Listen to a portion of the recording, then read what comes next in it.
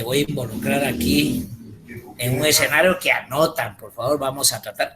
Pásenme, por favor, pusiste ojalá me dé una silla. Poneme ahí una silla, por favor. Voy a aprovecharme porque no es de todos los días. El doctor Ralón es un catedrático de filosofía y lo quiero presentar. Es catedrático de muchas universidades, ha trabajado en universidades en el mundo, pero para mí, aparte de ser mi amigo, sí. Mira, no hagas eso, terminando de comer y no has tirado la basura. ¿Y de quién? Y ese que está ahí, ese Torpix que está aquí en la... Yanni, tienes abierto tu micrófono. Mucho gusto, licenciado. Ahí, un gusto. Quiero hacerle la presentación porque mi compañero y amigo, y le digo sí compañero amigo, nos tenemos muchos años de conocernos. Yo también he participado en sus cátedras doctorales en otras universidades con él que me ha invitado. Pero especialmente, Oscar, nosotros, vos y yo, discutimos normalmente el tema ambiental del país, y esta es la cátedra de Derecho Agrario y Ambiental. Y tú eres la persona más idónea en el país, y lo reconozco. Gracias. Aquí delante de los alumnos, y sé cuál es tu capacidad.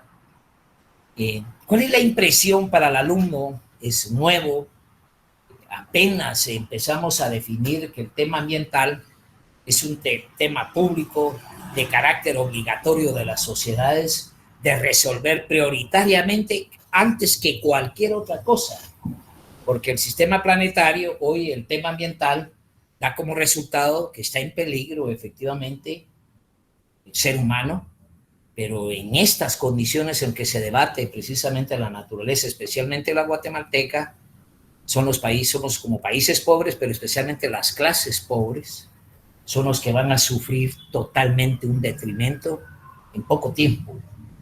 ¿Cuál es tu opinión? Te lo ruego que me aproveche de ti. Yo creo que un aplauso, compañeros, porque si no, no vamos a tener la oportunidad de tener aquí al amigo otra vez frente a las cámaras. Mucho gusto. Buenas noches. Bravo. Bienvenido. Muchas gracias. En primer lugar, quiero agradecer. Bravo, doctor. Mucho gusto.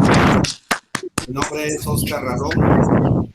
He trabajado cuando era joven en la Universidad de San Carlos. Tu micrófono, por favor. Sí. Le estábamos dando la bienvenida. Muchas gracias, colega.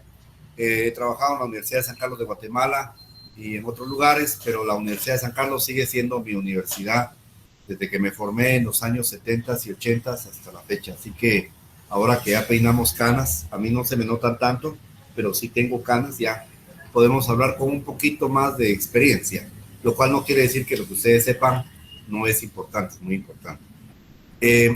Yo, más que dar respuestas, porque no hay tanto que preguntar, probablemente hay demasiado, yo quisiera preguntar, ustedes, que no me contesten ahorita, sino vayan reflexionando eso. Primero, sí hemos visto que el clima está cambiando, ¿verdad? El clima ha cambiado bastante, sigue cambiando y va a seguir cambiando.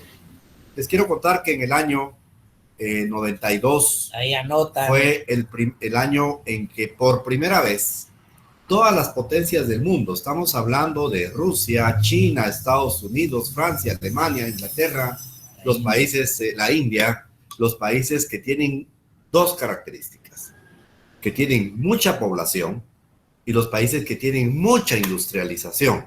Ahora agregaríamos una tercera característica, que son los países que están digitalizados. Nosotros no somos un país digitalizado, somos un país que está, híjole, voy a decirlo con un poco de honor, en la edad de piedra en términos tecnológicos. Pero volviendo al tema, en el año 92 se dio la Cumbre de Río, y en la Cumbre de Río se presentó por primera vez, ya en términos muy difíciles, no sé si estaban enterados de eso, el tema de cambio climático. Básicamente, los efectos de gas, los gases de efecto invernadero y el calentamiento global. ¿Y qué fue lo que dijeron? Bueno, lo primero que dijeron es que el ser humano está viviendo un estado de superindustrialización y que eso nos lleva a la vida de confort que ahora tenemos. Absolutamente todo lo que tenemos todo lo que estamos utilizando, todo lo que vivimos, ustedes que nacieron con la tablet y el teléfono en la mano, a los 10 años ya tenían un teléfono inteligente, es resultado de los grandes avances de la humanidad. Y tenemos una humanidad que ha avanzado mucho. En los últimos 100 años se han dado cambios, en los últimos 25 años, al menos Paco y su servidor, en los años 80, cuando comenzamos a ver los teléfonos celulares, pensábamos que eso iba a ser en otros 100 años. No íbamos a vivir los teléfonos celulares. Sin embargo, ahora casi nadie, en Guatemala hay más teléfonos celulares que personas. Ojo con eso. Entonces, en el año 92, esa cumbre de Río, que así se le llamó la Gran Cumbre de Río, se presentó el tema del cambio climático y especialmente el calentamiento global como el gran problema del planeta, no de la humanidad. Número 2. Nos dimos cuenta, los seres humanos nos dimos cuenta a nivel global, y estamos hablando de todos los seres humanos, que no estamos solos. Todo lo que estamos haciendo en el planeta le está haciendo daño al ambiente, y si le hace daño al ambiente, al final nos hacemos daño a nosotros mismos. Es decir, no estábamos conscientes, pensábamos que el planeta era para siempre, que iba a tardar para siempre y que el planeta daba para rato. Esa lógica es una lógica capitalista que viene de la era industrial del siglo XVI al siglo XX, que aquí mi amigo es experto en eso, y es una lógica en la que el ser humano puede explotar todo lo que quiera, que el planeta hay para rato. Esa es una mentira, es una falacia que ya se cayó, que ya se quedó. Y la tercera cosa es que este calentamiento global, lo que decía aquí el licenciado, como experto agrarista, porque la verdad es que la experiencia del licenciado es en temas agrarios y en temas penales también, en todo el tema del derecho, es que está provocando en la actualidad la gran diáspora del ser humano, porque también está provocando la gran diáspora de los animales, de los animalitos, de las plantas. Entonces, solamente para ponerles algunos ejemplos, la temperatura en Guatemala ha variado de los años 80 para acá, 1,5 grados, es decir que la temperatura promedio del país podía oscilar en los años 70 y 80 en más o menos 27 grados en las partes bajas y hasta 6 grados o 5 grados promedio en las partes muy altas. Ahora eso ya no es así, ya cambió. Y tuve la suerte de hacer los planes de cambio climático de Guatemala. Guatemala tiene 23 planes de cambio climático. Yo hice 4 de esos planes de 4 departamentos, hice un estudio de cuencas y pensábamos que en las 3 vertientes que tiene el país, no sé si ustedes están enterados cuántas vertientes tiene Guatemala en materia de estudio, que ustedes sepan con precisión que Guatemala tiene 3 grandes vertientes, tiene 27 grandes cuencas y tiene aproximadamente unas 200 o de 250 a 300 subcuencas, depende cómo las miremos, están sufriendo ya los embates del cambio climático.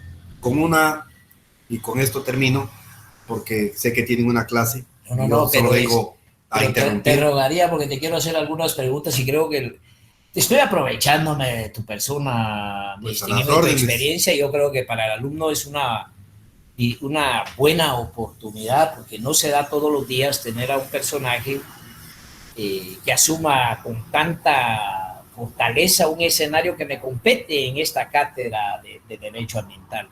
Porque aquí la composición, por ejemplo, del derecho ambiental de la cátedra es precisamente definir algunos criterios legales como el cuidado precisamente de la basura, el escenario de tener algunos razonamientos más vinculados al tema propio de la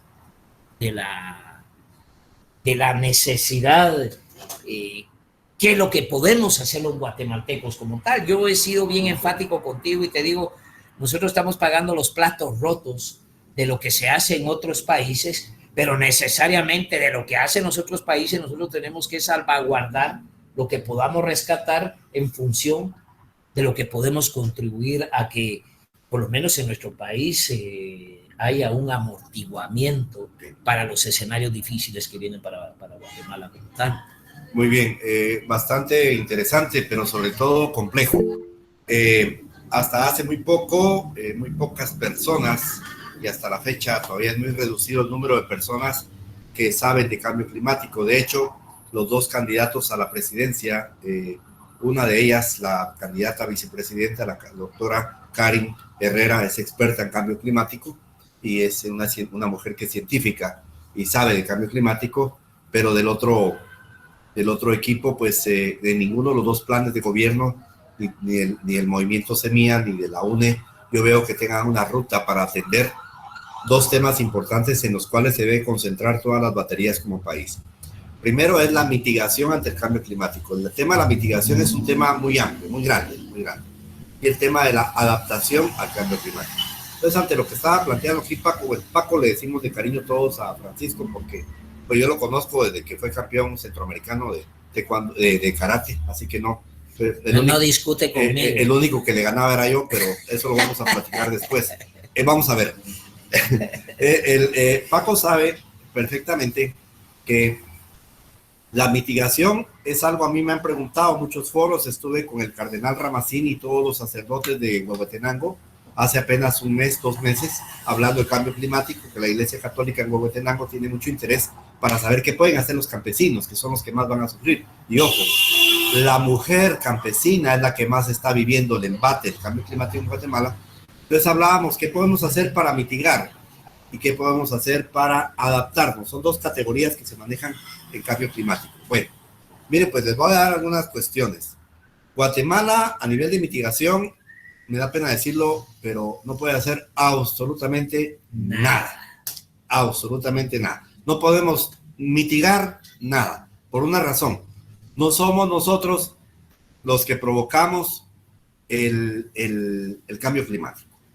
El calentamiento global lo provocan aproximadamente unas 42 naciones en las que se encuentra México, 42 países, casi 200 países que tiene el planeta, son 42 los que mandan unas grandes cantidades de emisiones de gases de efecto invernadero, y que ese efecto invernadero los pone como en una burbuja, y entonces ese gas provoca que el oxígeno y todos los gases que tiene la atmósfera no fluyan como deben de fluir y tienen un efecto en el clima. A esos efectos se llaman efectos y variaciones en el clima, que justo este año, que es un año niño, porque les quiero contar que el planeta tiene años niño, años niña y años neutro, que no tiene nada que ver con LGTB, ACRG y todo eso, no, nada que ver, es un año niño en términos climáticos, no tiene nada que ver con género. No le puedes poner niñes. Niñes, ni niñeres, ni llameres y a otras cosas que ustedes pueden imaginar, sin ofenderse, por favor.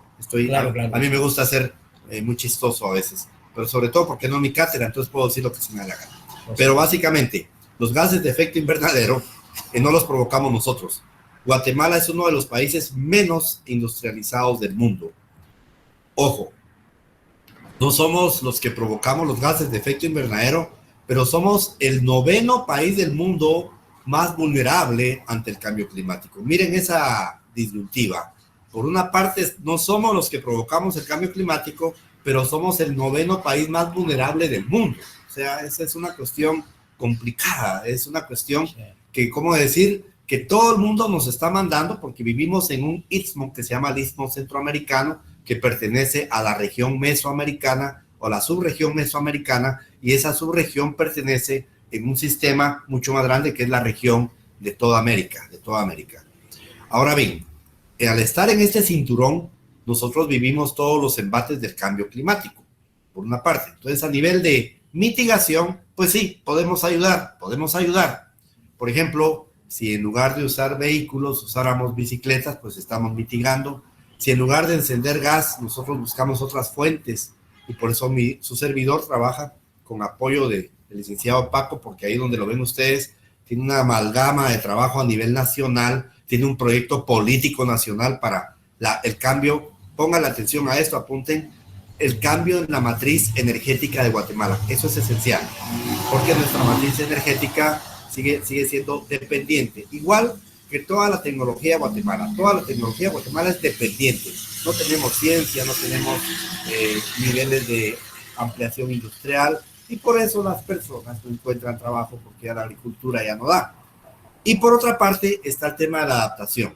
En adaptación sí podemos hacer algunas cuestiones, como por ejemplo, eso que están pensando todavía, quedó el tema de la clasificación de la basura, eso es parte de la adaptación, pero Guatemala tiene un índice, que están pidiendo que entre, sí, no importa, un índice de adaptación muy bajo y lo hemos medido por departamentos.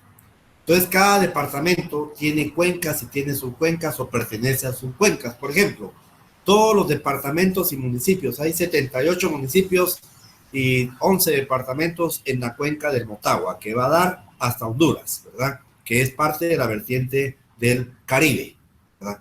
Esa, y que es del Atlántico. Entonces, toda esa cuenca está totalmente lastimada y todos los que vivimos en la capital, me imagino que muchos de ustedes viven en la capital, estamos aportando para que esa cuenca cada vez sea más, con menos capacidad adaptativa ante el cambio climático.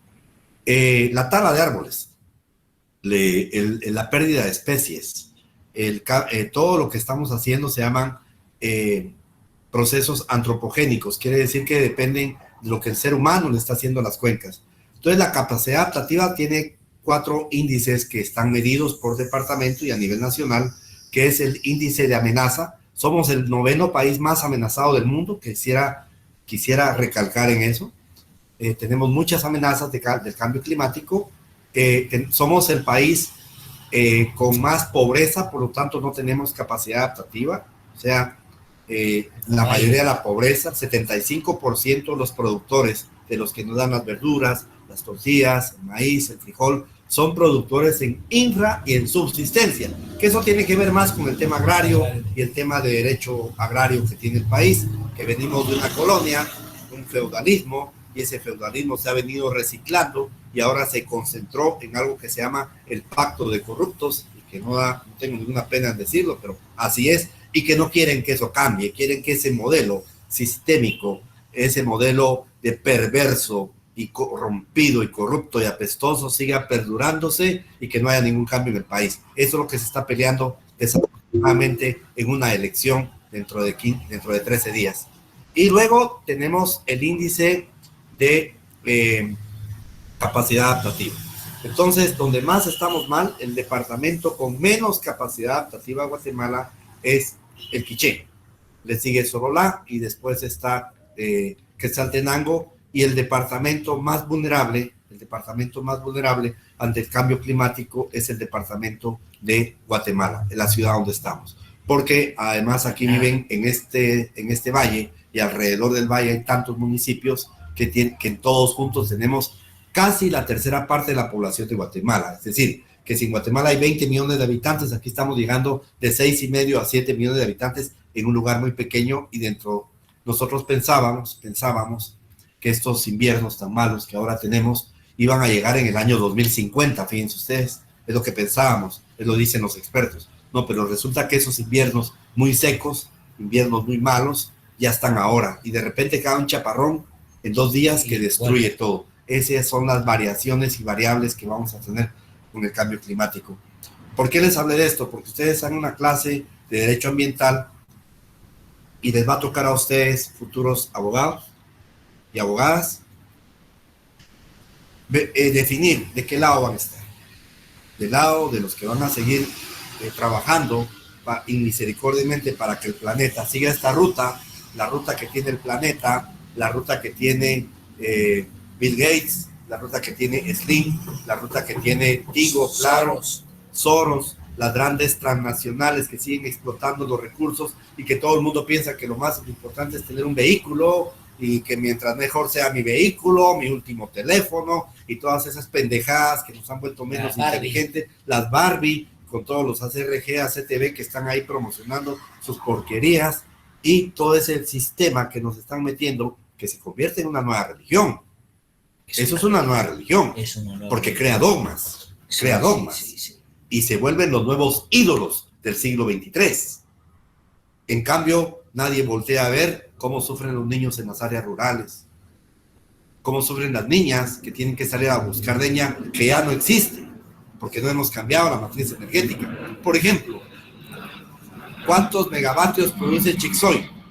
La hidroeléctrica más grande del estado, pero ahora hay una hidroeléctrica más grande que se llama Renace. ¿Y quién es el dueño? ¿Y por qué no está pagando impuestos a Guatemala, a esa hidroeléctrica? Porque las leyes así lo permiten. A mí no me importa la ley en ese sentido. Por supuesto, tenemos que vivir en un estado de derecho. Pero ¿cuántos megavatios produce y por qué en este invierno no nos baja la tarifa de la luz? Si tenemos hidroeléctricas que nos están dando luz en pleno invierno.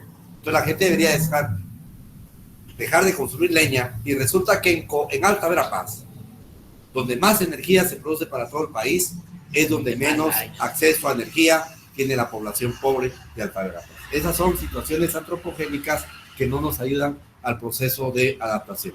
Yo le agradezco al licenciado Francisco Sandoval Villacorta con su proyecto de catedrático, que él nada tiene desvinculado. Con él nos peleamos todo el tiempo, no se asusten cuando nos vean gritándonos, pero ya llevamos 40 años en eso, entonces no se preocupen. Pero básicamente en lo que sí estamos de acuerdo es que esto, a nivel mundial, si de continuar en esta ruta, va a crecer la hambruna, los árboles van a comenzar a desaparecer, y las cuencas en general, el gran problema de Guatemala va a ser el tema hídrico, la falta de agua. Yo ahí la dejo. Solo una pregunta más, y sácame de la duda, porque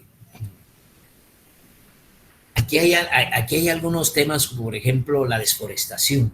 La deforestación. Yo te comentaba que hay un tema en nuestro país, que hay una propiedad de 400 caballerías sembradas artificialmente con árboles de teca. Eso es una siembra norteamericana, o sea que tiene propietaria la leña o los árboles para llevarse. Así es, todo, absoluto. En la India, por ejemplo, es prohibido que ingrese un árbol aserrado.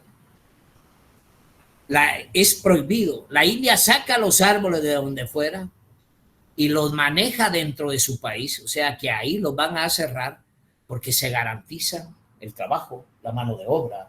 Y se garantiza un proceso industrial. Y se garantiza todo un proceso industrial. Comida para la gente. Lo que no hemos podido lograr en nuestro país. O sea, garantizarnos inclusive que los recursos ambientales que tengamos sean efectivamente de gran provecho para el país como tal. Entonces, alguien me decía que la parte del escenario climático es porque ya no hay árboles y no consumen el CO2. La huella de carbono. La huella del carbono, porque hay una especie de desbalance entre el CO2 y la producción, ¿cómo se llama?, de árboles planetariamente hablando. Claro, digamos, no tengo ahorita los materiales, pero en una futura oportunidad con mucho gusto se los puedo hacer llegar por medio del licenciado para que ustedes los tengan. Ahora hay muchísima información, solo que mucha información sí está sesgada. Lo que hay que tener cuidado es que en Guatemala, por ejemplo, yo empecé a hablar con ustedes hace 12 minutos, ya se perdió 1 hectárea de bosque nativo en Guatemala. Sí. Es decir, en Guatemala se pierden bosques nativos en cantidades que no tenemos ni idea, y desafortunadamente no hay control, por una parte. Por otra parte, sí hay un sistema, se llama de manejo forestal, que es a lo que vamos, a tener un manejo forestal. No se trata que nos pongamos ahí a ver los arbolitos y tomarnos la foto y todo. Yo inclusive tengo yo leo a Paulo Freire y leo a Leonardo Boff. Leonardo Boff es un teólogo latinoamericano de la teología de la liberación. Yo soy teólogo, yo soy teísta, Paco no lo es y nos respetamos mucho. Y yo como teólogo, porque también estudié teología cuando era joven, soltero y feliz, entonces resulta que Leonardo Boff dice que uno tiene que tener un amigo, un árbol, y abrazarlo. Pues un día yo fui a ver mi árbol y comencé a ver para un lado, para otro lado, si no venía nadie, y abracé mi árbol, ¿verdad? En eso pasó una señora y dijo, ay, pobrecito ese señor, ya necesita mujer. Pero la gente no tiene idea de cuánto perdemos con los bosques.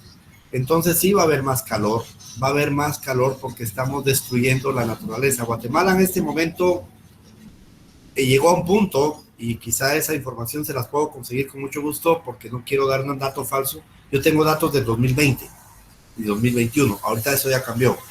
Pero llegamos a un punto donde perdimos tal cantidad de árboles, Paco, que ya no es posible recuperar lo que teníamos en el año 95. Es decir, que necesitamos más o menos unos 300 años sembrando árboles todos para llegar al año, como teníamos la cantidad de árboles en el año 95. Tomando en cuenta lo siguiente, el 45% de la tierra en Guatemala es de vocación forestal. Algunos la bajan porque les conviene bajarla, claro. Pero casi la mitad de la país del país es vocación forestal. Y no hablo de pinos, sí. No hablo de solo de coníferas, sino también hablo de arbustos, que también, por ejemplo, en la parte alta de los Cuchumatanes, a 3.300 metros, pues son arbustos. Ya no van a crecer ahí ni coníferas. O hablo del latifoliado, los bosques húmedos. Guatemala tiene 14 zonas de vida. Y algunos cuentan más, depende de quién las esté midiendo. Entonces, para no cansarlos, se trata de que sus hijos, los hijos de ustedes y ustedes mismos, van a vivir en un país que se llama desertificado. ¿Qué significa eso? Significa que va a ser, muchas áreas se van a volver muy secas, muy áridas, y vamos a perder en cada cuenca el recurso hídrico del cual nadie, ni el ser humano, puede dejar de vivir. Porque no existen planes, ni sistemas, ni leyes que en verdad se cumplan, porque leyes existen, que se cumplan de cómo manejar los sistemas forestales. Sí podemos utilizar los bosques, totalmente, pero en forma racional, en forma de que no laceren la capacidad de recarga hídrica de las microcuencas y de las subcuencas. Miren, el gran problema de Guatemala dentro de 2 o 3 años va a ser el agua. Nos vamos a matar por el agua, porque mientras más árboles cortemos con la amenaza de cambio climático, que como dijimos, no depende de nosotros, nuestra capacidad de adaptación con menos árboles es que nos va a poner en una situación muy compleja. Probablemente no le di respuesta como debe ser al licenciado Paco, pero sí, definitivamente tenemos un problema que, por ejemplo, en cada año en Guatemala se queman aproximadamente un promedio de entre 4.000 y 4.500 hectáreas de bosque. Yo quería interrumpirte para que los compañeros vayan. Aquí normalmente yo, cuando he hecho precisamente jornadas de ir a reforestar una parte, yo fastidio mucho que va caminando el Chanel, va caminando Carolina Herrera, todos los perfumes. Va caminando todos los perfumes, compañeras con taconcitos a meterse a un barranco. Y normalmente la crítica que tenemos no va a comprender y entender, por ejemplo, la mujer campesina, la mujer que corta leña, la mujer que anda buscando frutos, legumbres en el campo. Hay quienes todavía tienen una casa para vivir para la casa, pero lo que siempre me ha ocupado es, yo me he topado y soy muy crítico y me reparo, por ejemplo, en las ONGs que tienen a este país arrinconada con criterios, como decir, por ejemplo, que el indígena es el que está desforestando precisamente el país porque corta muchos árboles, el indígena. El tema que siempre me he preguntado, ¿y dónde se calientan las tortillas? ¿Dónde se calienta el agua? ¿Dónde se va a hervir el agua? O sea, el combustible se hace necesario siempre para los pueblos, pero en este país, por no existir una distribución democrática de la riqueza, una distribución democrática de la tierra, un escenario profundo de entender que el humanismo que nosotros estamos visualizando a través de la sensibilidad que debe existir hoy en la humanidad, porque ya no es simplemente colocarnos en este escenario pragmático de país, sino que como una humanidad asumir roles importantes, y hoy se definen estos roles dentro del pragmatismo que vivimos en escenarios cualitativos grandes políticos, porque como decía exactamente el compañero, también hay una visión equivocada de este escenario que va mal ligado al ostracismo del capitalismo, que no hay más que lo que garantizan el dinero como tal, mientras que otras culturas sí hay un emprendimiento y un fortalecimiento a que las condiciones climáticas del planeta y especialmente en nuestro país sucumban. Totalmente de acuerdo, totalmente de acuerdo. Yo, para ya verdaderamente ir pensando, esa mala distribución de la riqueza, porque la riqueza existe, pero esa mala distribución de la riqueza, se puede ver que, por ejemplo, un señor que se llama Harold Caballeros, por poner un nombre, muy famoso él, dueño de una universidad con el nombre cristiano, dueño de 70 caballerías de terreno en Río Dulce, ¿verdad?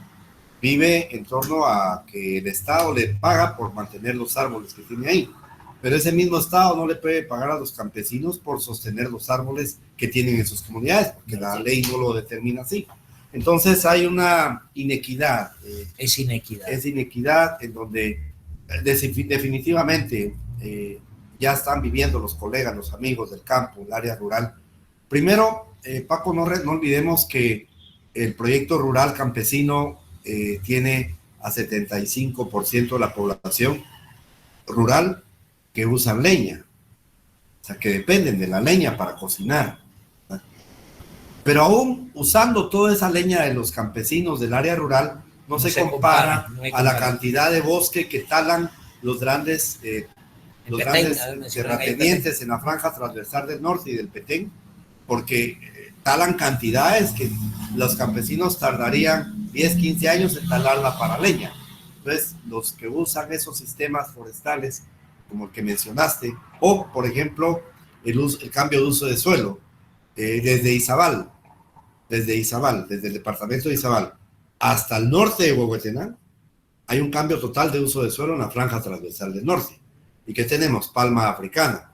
Y un candidato, no voy a mencionar el nombre, acaba de decir, bueno, a la par de la palma africana están las chozas de los campesinos en condiciones paupérrimas, pero la palma africana le produce una gran cantidad de riqueza a una industria que depredó el bosque nativo, un bosque nativo, mató cientos de especies que ni siquiera tenemos ideas que existían, y al mismo tiempo esa palma africana está provocando que es probable que tengamos ya ciclones en Alta Verapaz y en el Quiché, que hayan ciclones que solo deberían de pasar en la costa en el futuro próximo.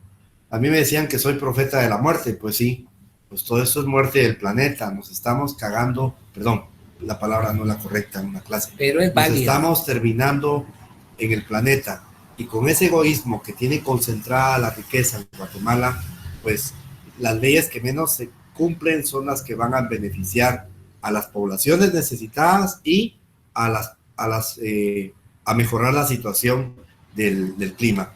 Por esa razón Yamatei, perversamente, el presidente Yamatei quería que el Ministerio de Ambiente se hiciera cargo del INAP, del CONAP y de todas las áreas protegidas, porque así tenían mejor control. Querían cambiar las leyes respectivas.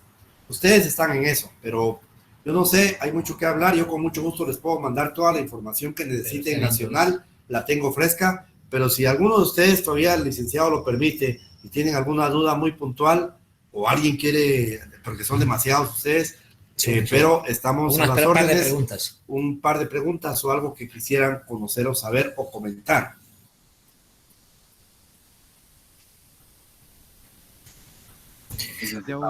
Doctor, tengo una pregunta que viene un poco de mi ignorancia. Si me pudiera explicar mejor qué es una vertiente, una cuenca y una subcuenca para contextualizarla mejor, para entender mejor cómo de aquí viene gran parte de nuestra energía eléctrica, ¿verdad? Y no lo sabía, hace poco no lo sabía, ahora lo sé. Si me pudiera explicar, gracias. Con muchísimo gusto. Bueno, mire, las vertientes son 3. Guatemala está situada en un lugar entre 2 océanos, ¿verdad? Como lo dice el himno nacional. Entonces, la primera vamos a mencionar la más grande, que es la del sur. Usted conoce, ¿quién es el amigo que participó? Los departamentos desde San Marcos, Retauleu, Suchitepeques, Escuintla, Santa Rosa y Jutiapa. Todos estos departamentos son la vertiente del Pacífico. Quiere decir que van hacia un océano.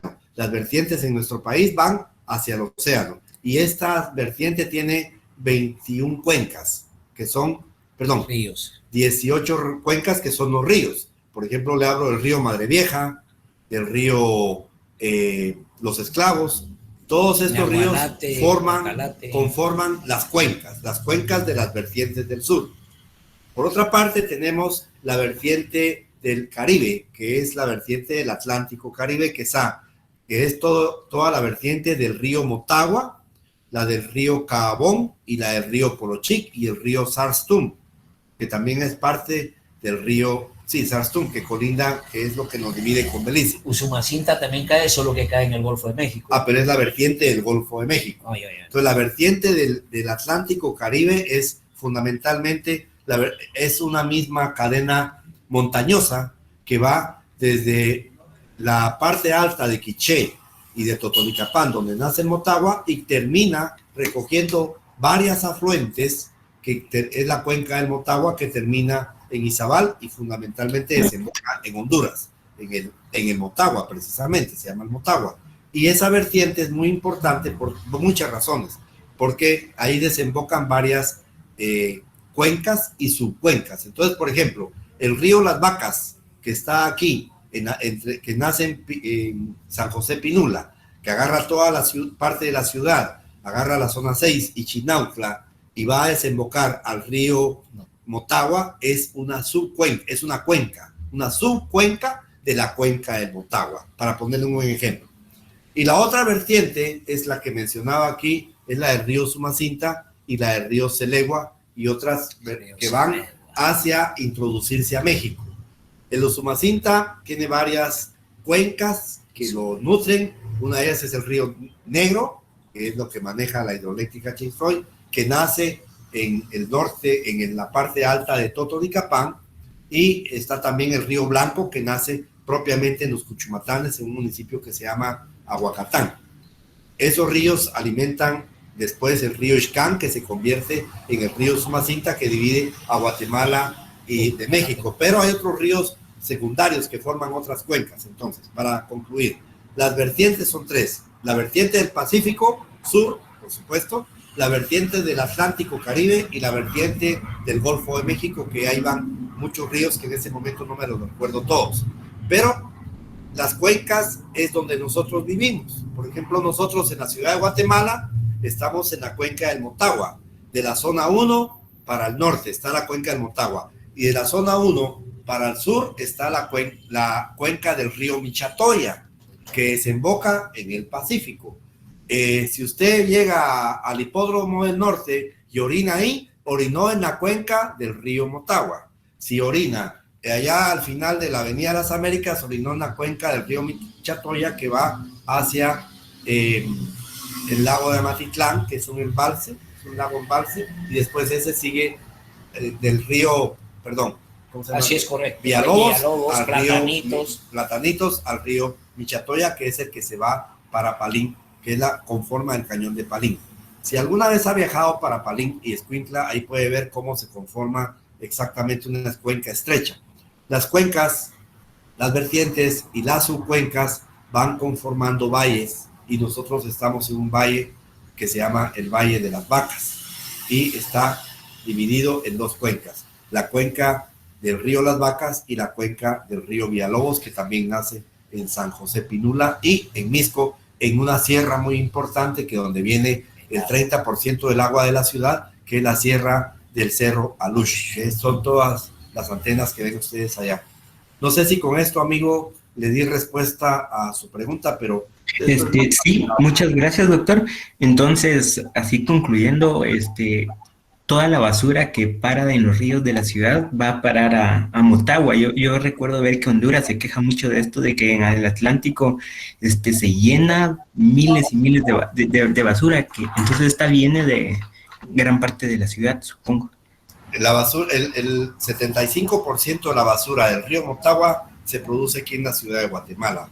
Ese modelo, sí, ese modelo de captación de basura se hizo en los años 50, pero hemos tenido 35 años a una administración municipal que la ha dirigido una sola familia, la familia Arzú, que hizo un gran negocio, y dejaron que el basurero de la zona 3, que es donde se junta toda la basura, no se convirtiera en un sistema de tratamiento de basuras, y por eso es que con el negocio que ellos tienen de la basura, no quieren que haya un proceso de limpieza del vertedero más grande de Centroamérica, que es el de la zona 3. Solo México tiene un vertedero más grande que este. Pero hay alguna esencia que, miren, compañeros, lo que dice, hoy hay elementos que están definiendo a puro tubo los cambios.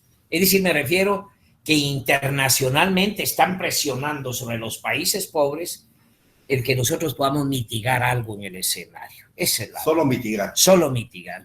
Si yo fuera presidente de Honduras, te dije en una oportunidad, yo le declararía la guerra a Guatemala.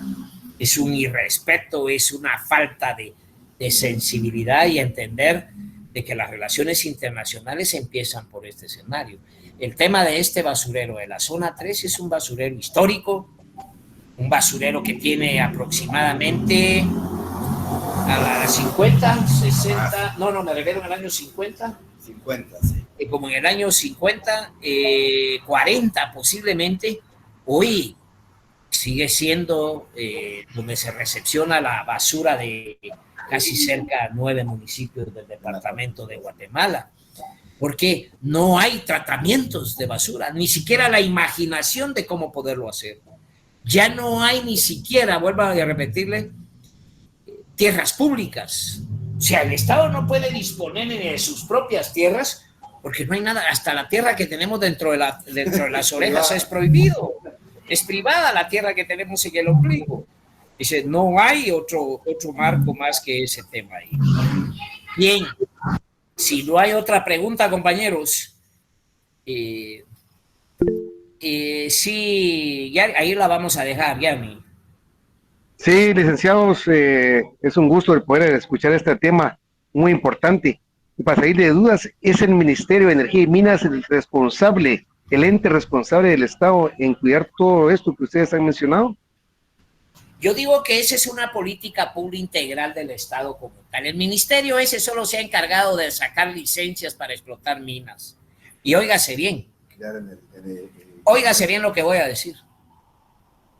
Dentro de la memoria que yo tengo, universitaria, todos los informes que presentan mi impacto ambiental, allí pasan. O sea, no pasa nada. Los estudios de impacto ambiental solo es un requisito para llenar y camina todo. No hay verdaderamente ese escenario.